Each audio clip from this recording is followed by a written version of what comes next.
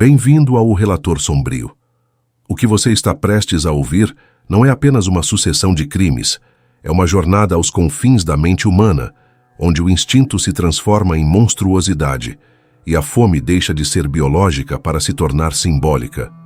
Hoje, mergulharemos em 5 casos reais de canibalismo homicida na Ásia, cada um revelando um tipo diferente de abismo. Da Coreia do Sul à Indonésia, conheceremos assassinos que mataram por ódio, prazer, poder, obsessão e fé distorcida. Homens que transformaram o corpo humano em troféu, punição ou ritual. Prepare-se para uma análise sombria, baseada em fatos forenses e registros judiciais. Mas antes de seguir, lembre-se, inscreva-se no canal, ative o sino das notificações e se você valoriza investigações profundas sobre o lado mais obscuro do crime humano, este é o seu lugar. Agora feche as luzes, ajuste o som, porque o horror que vamos narrar aconteceu de verdade.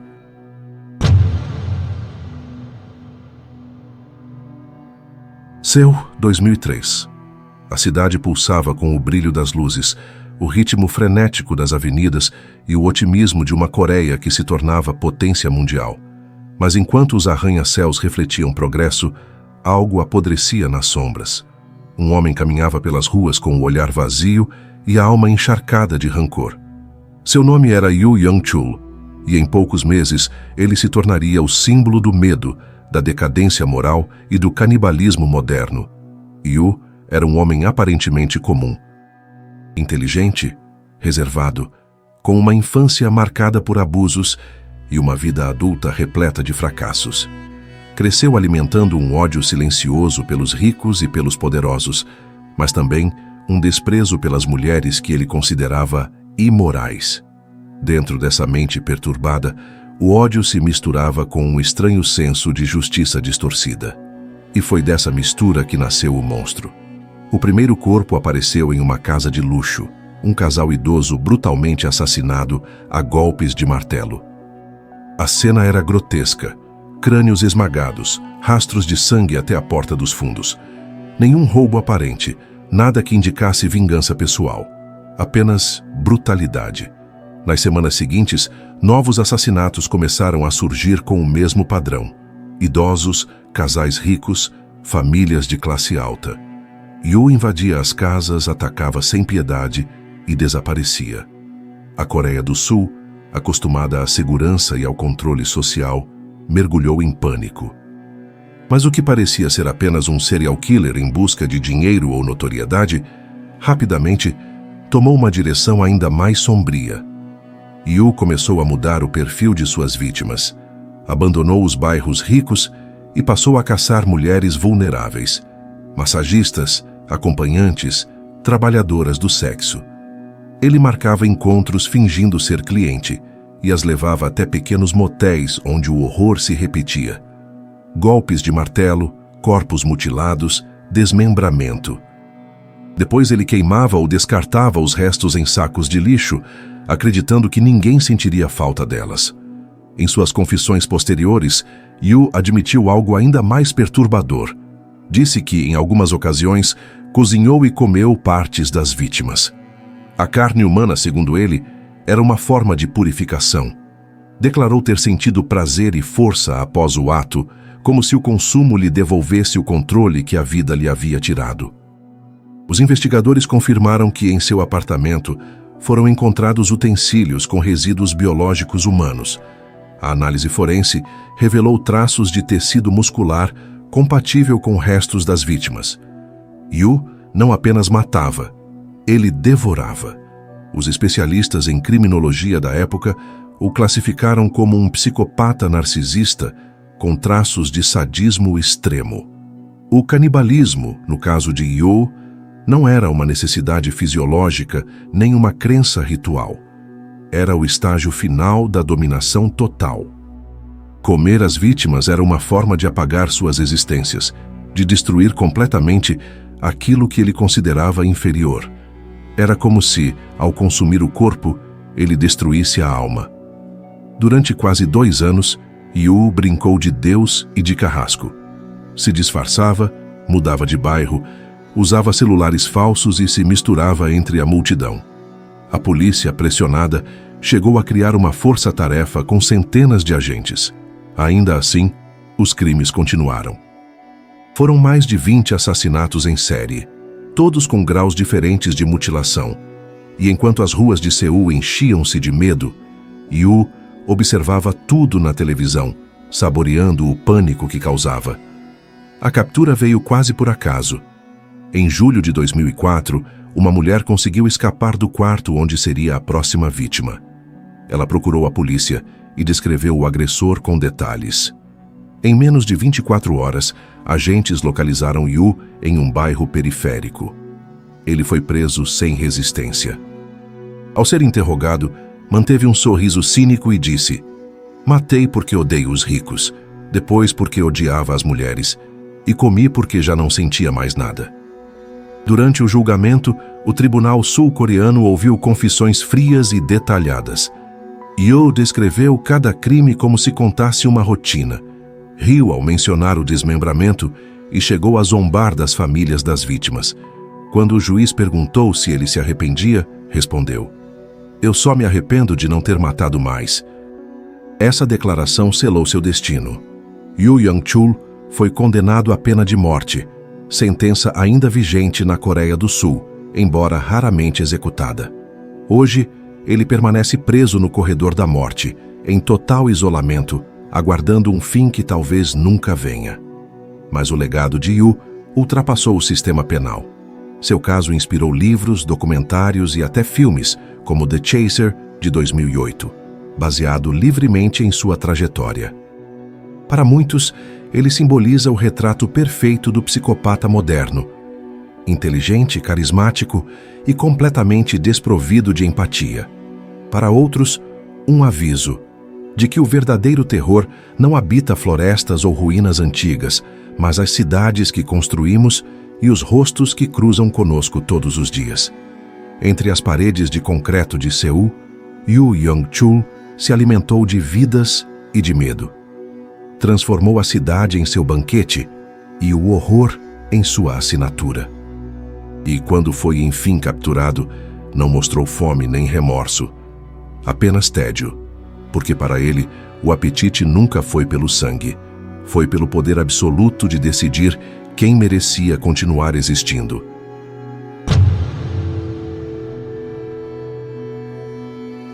A Coreia do Sul do início dos anos 1990 vivia um contraste brutal.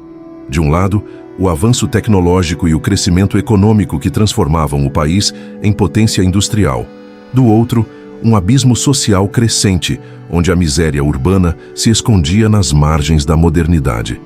Foi nesse cenário que surgiu uma das seitas criminosas mais bizarras e violentas já registradas, a família Chijon, um grupo que decidiu transformar o ódio de classe em carne, tortura e morte.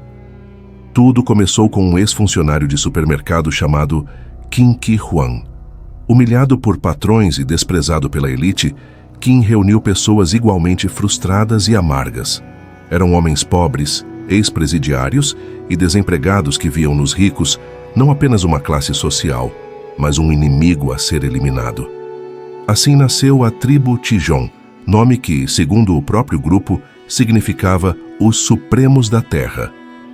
Na mente de Kim e seus seguidores, eles seriam uma espécie de exército popular, dispostos a castigar os privilegiados com o sofrimento e a degradação. Entre 1993 e 1994, o grupo começou a agir. Armados e organizados, os membros da Chijon sequestravam empresários, donos de carros importados e pessoas de aparência abastada. Fingiam acidentes, abordavam motoristas nas estradas ou atraíam as vítimas com falsas ofertas de emprego. Depois, levavam-nas para um esconderijo improvisado em uma cabana nas montanhas de Anyang. O que acontecia lá dentro parecia saído de um pesadelo. As vítimas eram torturadas por dias, amarradas, espancadas, queimadas com ferros aquecidos. Kim obrigava os outros membros a participar das agressões, transformando o terror em ritual. Quando a vítima finalmente morria, começava a parte mais abominável. O corpo era desmembrado e parte da carne, segundo as confissões dos próprios integrantes, era cozida e consumida em grupo. O canibalismo funcionava como uma cerimônia de pacto. Comer a carne da vítima significava aceitar o ódio como alimento e selar a fidelidade à família. Não era apenas um ato de brutalidade, era simbólico. O líder dizia que, ao ingerir o inimigo, absorviam seu poder e eliminavam qualquer chance de traição. A carne humana se tornou o vínculo que unia o grupo. Nenhum deles podia sair, nenhum podia trair. Todos estavam sujos demais, condenados demais para voltar atrás. As autoridades só começaram a perceber o que estava acontecendo depois de meses de desaparecimentos misteriosos. As famílias das vítimas, quase todas de classe alta, começaram a pressionar a polícia.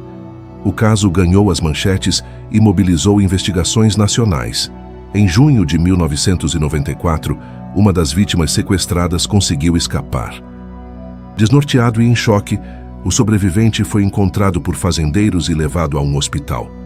O depoimento que deu às autoridades era tão absurdo que, a princípio, ninguém acreditou. Mas as buscas levaram a uma descoberta horrenda: o cativeiro nas montanhas. Quando os investigadores chegaram ao local, encontraram vestígios de ossos carbonizados, pedaços de roupas, utensílios de cozinha e panelas com restos de gordura humana. As paredes estavam cobertas de fuligem e marcas de sangue. Havia diários, fotografias e uma espécie de lista de alvos. Nomes de empresários, políticos locais e até celebridades. A tribo Xijon planejava continuar matando e transformar cada crime em um ato político, uma vingança simbólica contra a desigualdade. A prisão do grupo foi cinematográfica. Um a um, os membros foram capturados em diferentes regiões do país. Todos confessaram, sem hesitar, detalhando os sequestros, as torturas e os banquetes macabros. Um deles, conhecido apenas como Park, disse: "No começo eu vomitava. Depois comecei a sentir gosto de vitória." Outro afirmou que o canibalismo os tornava mais fortes e os impedia de ter medo. A repercussão foi devastadora. O país inteiro se viu diante de um espelho distorcido, um reflexo de sua própria desigualdade transformada em carnificina. A imprensa chamou o caso de "o pesadelo das montanhas", e os especialistas em criminologia classificaram o grupo como um híbrido entre gangue e seita apocalíptica. O canibalismo, nesse contexto, servia como combustível ideológico. A violência deixava de ser apenas física e se tornava um manifesto. Durante o julgamento, as audiências eram lotadas. As famílias das vítimas exigiam a pena máxima. Os acusados, por sua vez, se mantinham frios e desafiadores. Um deles chegou a dizer em tom de orgulho: "Nós comemos os ricos, mas o verdadeiro monstro é o sistema que cria essa fome." Nenhuma palavra de arrependimento, nenhum traço de humanidade. Em dezembro de 1994, a corte anunciou o veredito. Todos os principais membros da tribo Xijon foram condenados à morte. O líder Kim Ki-hwan foi executado pouco depois, e o caso entrou para a história criminal da Coreia como um dos mais brutais e ideologicamente distorcidos de todos os tempos. A notícia chocou o mundo, não apenas pela crueldade, mas pela motivação. Não era loucura individual nem ritual religioso. Era política. Era ódio social transformado em canibalismo. Décadas depois, o nome Xijon ainda causa arrepios na Coreia do Sul. E entre estudiosos da mente criminosa, o caso permanece como um raro exemplo de como a violência pode ser usada como linguagem e o canibalismo como uma forma grotesca de pertencimento. Na cabana onde tudo aconteceu, o tempo apagou as marcas de sangue, mas não o eco. Porque para a tribo Xijon, o crime não foi apenas matar, foi transformar a revolta em banquete, e o banquete em um pacto com o inferno.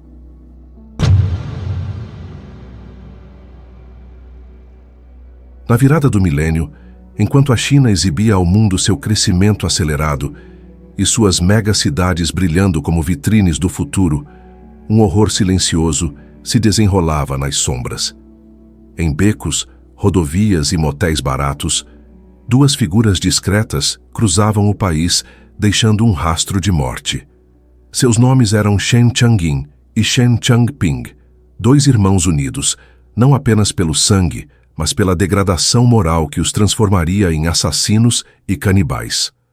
Tudo começou com um crime que parecia banal. Em 1999, Shen Changyin, o mais velho, matou uma mulher por dinheiro. A polícia investigou, mas sem provas, o caso foi arquivado. Ele se mudou, abriu uma pequena oficina de autopeças com o irmão mais novo e tentou retomar a vida. Mas a semente da violência já estava plantada. Endividados, falidos e cada vez mais amargos, os irmãos começaram a falar em planos, maneiras de conseguir dinheiro rápido. Foi então que escolheram o alvo mais fácil. Garotas de programa, mulheres que viviam nas margens, invisíveis para o Estado e para a sociedade. No início, era apenas roubo. Marcar encontros, levá-las para um local isolado, matá-las e roubar o dinheiro. Mas, depois de algumas mortes, algo mudou. A emoção da violência substituiu o interesse financeiro. Matar se tornou excitante. O medo das vítimas, o som dos gritos, o poder absoluto que exerciam sobre outra vida, era um vício.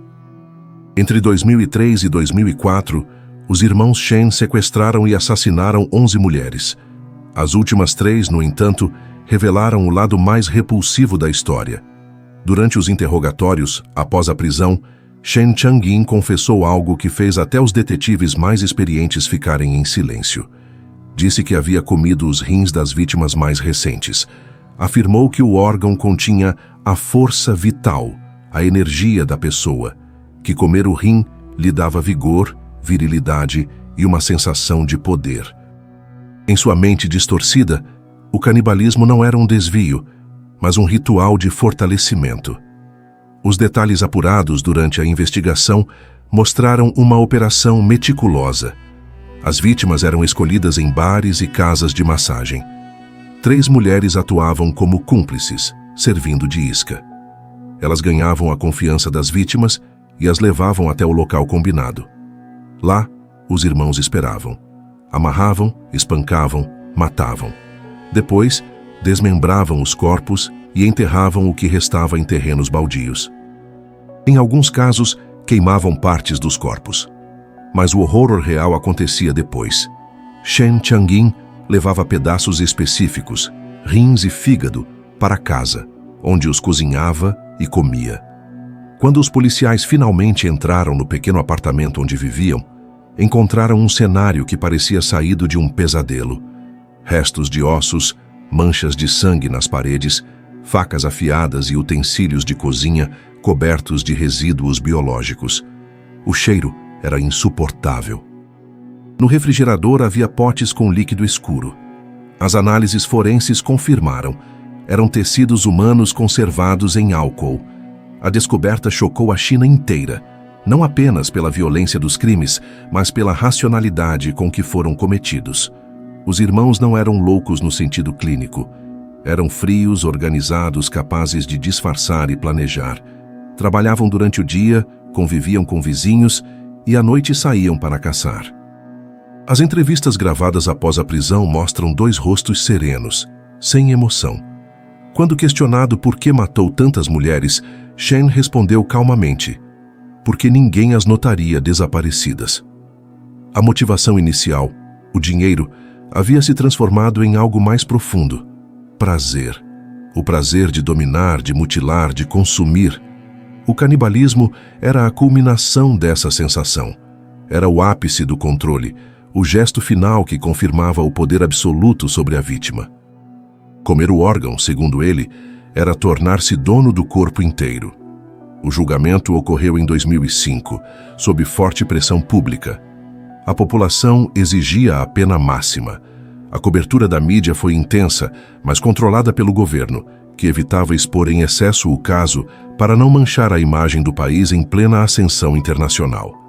Ainda assim, o horror era impossível de esconder. As 3 mulheres cúmplices também foram julgadas, e suas declarações apenas ampliaram a dimensão do pesadelo. Disseram que Shen Changyin ficava diferente após os assassinatos. Mais calmo, mais confiante, como se tivesse se alimentado de algo além do físico. Em setembro de 2005, os 2 irmãos foram condenados à pena de morte e executados por fuzilamento. As cúmplices receberam longas penas de prisão. Para os juízes, não havia redenção possível. A sentença afirmava: eles não apenas tiraram vidas, eles as profanaram. Mesmo após a execução, o caso dos irmãos Shen continuou assombrando criminologistas e estudiosos da mente psicopática. Diferente de outros assassinos canibais, os Shen não buscavam fama, nem tinham delírios religiosos. O que os movia era o prazer puro e progressivo da destruição. Começaram como ladrões desesperados e terminaram como predadores de almas. Hoje, seus nomes permanecem como um lembrete sombrio de que a barbárie pode florescer mesmo sob os holofotes da modernidade. Porque a fome dos Shen não era por carne. Era pela sensação de ser Deus e pela certeza de que, por alguns minutos, eles tinham o mundo inteiro dentro do estômago.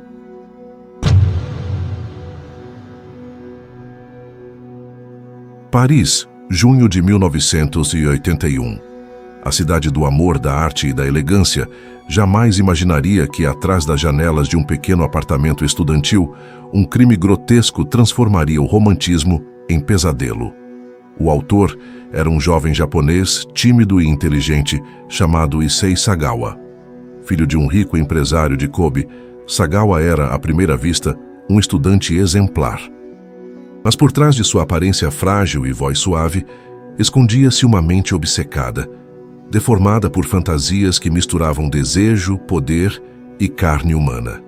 Sagawa tinha 32 anos e estudava literatura comparada na Sorbonne.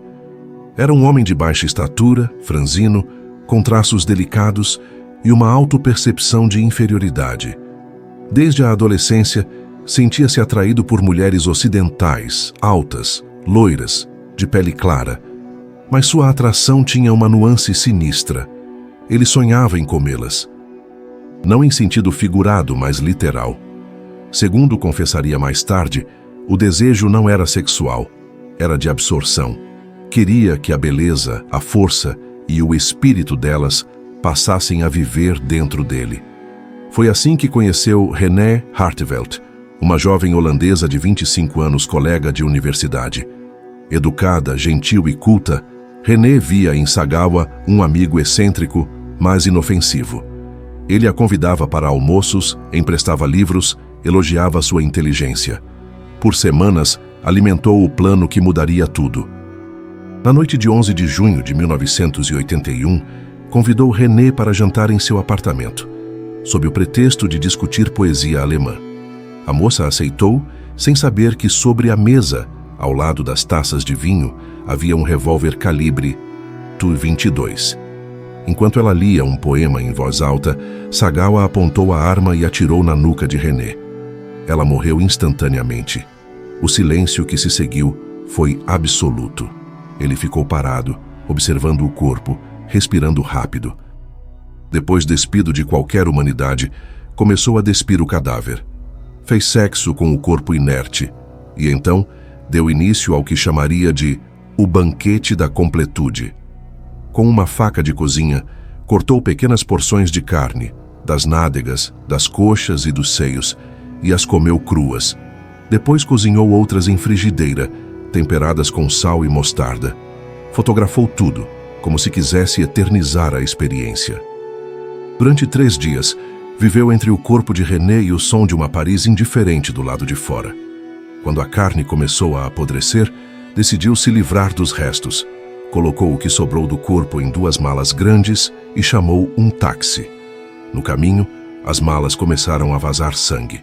O motorista percebeu o cheiro e avisou a polícia. Sagawa foi preso em flagrante ao tentar abandonar as malas em um parque. Dentro delas, os agentes encontraram a cabeça, os braços e o tronco da vítima. Mesmo diante das provas, Sagawa reagiu com calma. Disse aos policiais: "Sim, fui eu. Queria sentir o que era possuir alguém completamente." O caso explodiu nos jornais franceses. A imprensa o apelidou de o canibal japonês, e o público ficou dividido entre repulsa e morbidez. Mas o que viria a seguir seria ainda mais revoltante que o crime. Após perícias psiquiátricas, os médicos franceses concluíram que Sagawa era mentalmente incapaz de responder pelos próprios atos.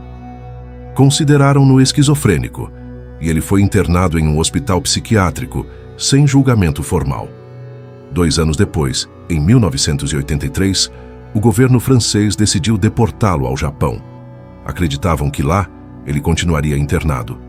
Mas o destino, ou a burocracia, o libertou.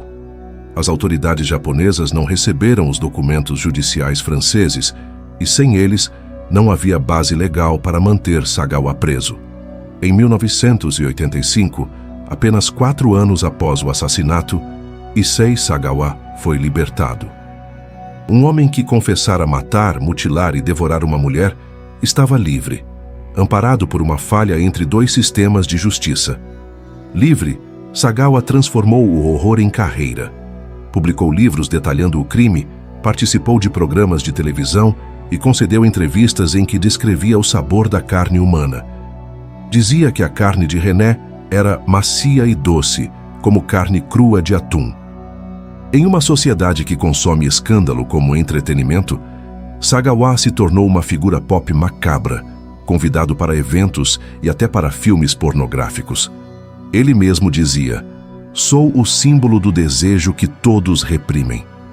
Durante décadas, viveu à margem da fama e da infâmia. Nunca expressou arrependimento. Ao contrário, parecia orgulhoso do que havia feito. O Japão, dividido entre vergonha e curiosidade, assistiu em silêncio. O caso gerou debates sobre moralidade, psiquiatria e justiça internacional. Como alguém pôde matar e devorar uma pessoa e depois lucrar com isso? Em 2017, o documentário Caniba o retratou como um idoso doente, isolado, ainda obcecado por suas fantasias. Em entrevistas, continuava afirmando que comer alguém é o ato de amor supremo. Quando morreu, em novembro de 2022, de pneumonia, não deixou arrependimento nem remorso, apenas um rastro de desconforto e vergonha coletiva. O caso de Issei Sagawa não é apenas a história de um crime. É o retrato do colapso da justiça e da moral humana. Um assassino que transformou o horror em espetáculo e a monstruosidade em marca pessoal. Enquanto outros canibais foram condenados à morte, ele viveu cercado de câmeras e microfones, alimentando-se não mais de carne, mas da atenção pública. E talvez essa tenha sido sua segunda refeição.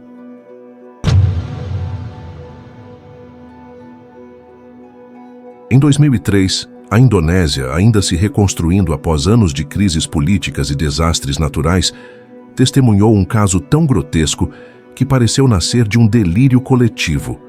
Um homem simples, de expressão apática e fala mansa, tornava-se o centro de uma das histórias mais perturbadoras da história criminal do Sudeste Asiático. Seu nome, Sumanto. Sua fama, o canibal da fé. Sumanto era um camponês de vida miserável, nascido em uma pequena vila da província de Purbalingga, na ilha de Java. Cresceu cercado por crenças místicas e práticas espirituais sincréticas que misturavam islamismo, animismo e tradições locais. Muitos moradores o descreviam como um homem estranho, solitário, obcecado por magia e poderes sobrenaturais. Ele passava horas nos cemitérios, dizia conversar com espíritos e acreditava que podia alcançar a imortalidade por meio de rituais antigos. Foi essa obsessão pelo além que o levaria ao crime. Certa noite, tomado por visões que dizia serem chamados dos deuses, Sumanto cavou um túmulo recém-fechado e retirou o corpo de uma idosa. Levou o cadáver até sua casa de madeira e, segundo o próprio relato, começou um ritual para absorver a força vital da mulher morta. Cortou pedaços da carne e os comeu crus, acreditando que isso lhe traria poder, sabedoria e invencibilidade. Quando interrogado mais tarde, declarou sem hesitar: "Eu queria me tornar mais forte. Eles me disseram que comer carne humana me tornaria imortal." A história espalhou-se pelas aldeias como um incêndio. A polícia, alertada por moradores aterrorizados, encontrou o corpo parcialmente devorado e o homem ainda coberto de sangue. A prisão de Sumanto foi tranquila. Ele não resistiu, tampouco demonstrou culpa. Parecia orgulhoso. Disse que havia seguido instruções de um mestre espiritual invisível e que o ritual não era crime, mas uma forma de evolução espiritual. O que para a lei era assassinato e profanação, para ele era ascensão. O julgamento em 2004 atraiu multidões. A Indonésia, país de forte tradição religiosa, ficou dividida entre o horror e o fascínio. Psiquiatras afirmaram que Sumanto sofria de delírios místicos e não compreendia plenamente o caráter criminoso de seus atos. Ainda assim, foi considerado responsável o bastante para responder judicialmente. Condenado a uma pena de prisão e a tratamento psiquiátrico, Sumanto foi enviado a uma instituição de segurança máxima.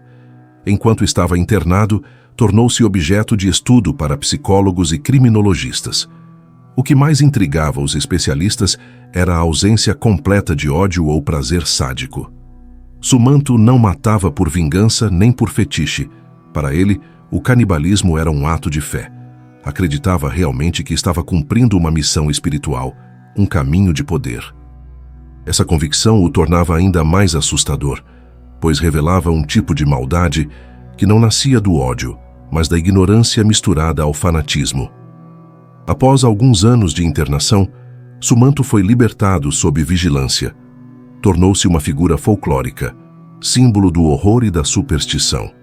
Participou de entrevistas, documentários e até programas de TV, onde falava abertamente sobre o que fez, sempre com um sorriso estranho e olhar distante. Dizia que havia se arrependido, mas nas entrelinhas deixava escapar o mesmo pensamento. A carne humana tem algo diferente. Há poder nela. O mais perturbador é que, em tempos recentes, Sumanto começou a ser explorado pelo próprio sistema que antes o condenara. Alguns portais de mídia digital o convidaram para vídeos, curiosos para saber como pensa um canibal. Em um caso que chocou as redes, ele chegou a participar de um conteúdo do tipo mukbang, vídeos em que pessoas comem diante das câmeras. Mesmo que não envolvesse carne humana, o simbolismo era grotesco. O homem que um dia comeu carne de gente, agora virava entretenimento. Essa exposição reacendeu o debate sobre até onde a sociedade está disposta a ir em busca de audiência. O mesmo público que se horrorizou com Sumanto agora assistia a ele por curiosidade mórbida. E assim o ciclo se completava. A violência transformada em espetáculo, o assassino convertido em personagem. O canibal que acreditava ter se alimentado de poder, agora se alimentava de atenção. Os estudiosos que o examinaram dizem que Sumanto é um caso limite, um ponto de interseção entre psicose, crença e degradação moral. Diferente de outros canibais asiáticos, ele não agiu movido por prazer nem por ódio, mas por fé distorcida. O crime, para ele, foi um ritual. E é isso que torna seu caso tão perturbador. Não há lógica, apenas devoção cega à insanidade. Hoje, já idoso, Sumanto vive recluso em um vilarejo do interior da Indonésia. Ainda é visto como uma mistura de monstro e curiosidade local. Alguns evitam cruzar seu caminho, outros o tratam como uma atração. Mas para quem conhece sua história, uma coisa é certa. Por trás daquele olhar calmo, ainda vive o homem que acreditou poder devorar o próprio divino. Sumanto nunca precisou de uma seita nem de cúmplices. Bastou um delírio para transformar o sagrado em profano, a fé em fome.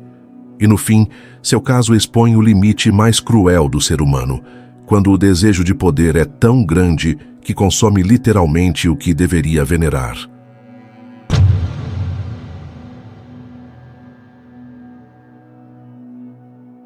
Cinco histórias, 5 nações diferentes, 5 maneiras de perder a alma.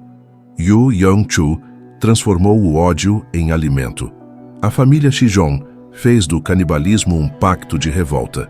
Os irmãos Shen descobriram prazer no sabor da morte.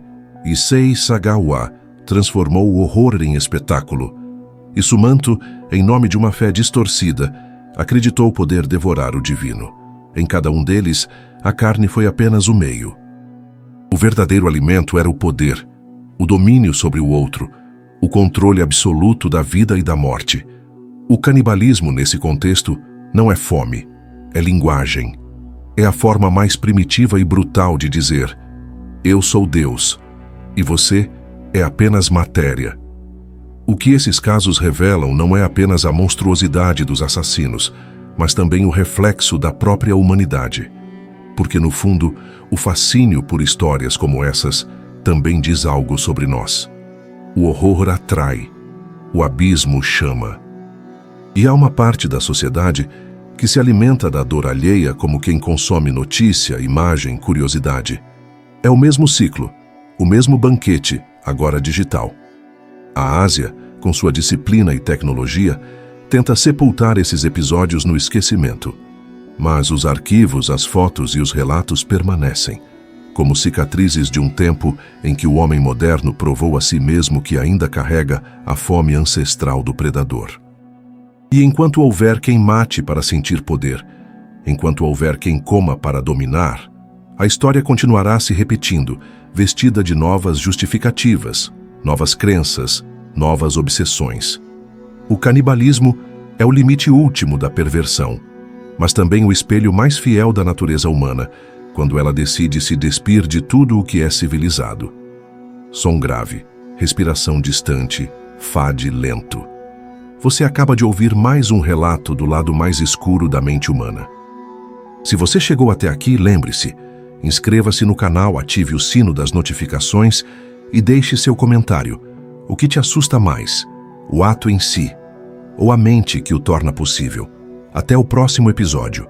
E nunca se esqueça, a fome mais perigosa é aquela que se esconde dentro da alma.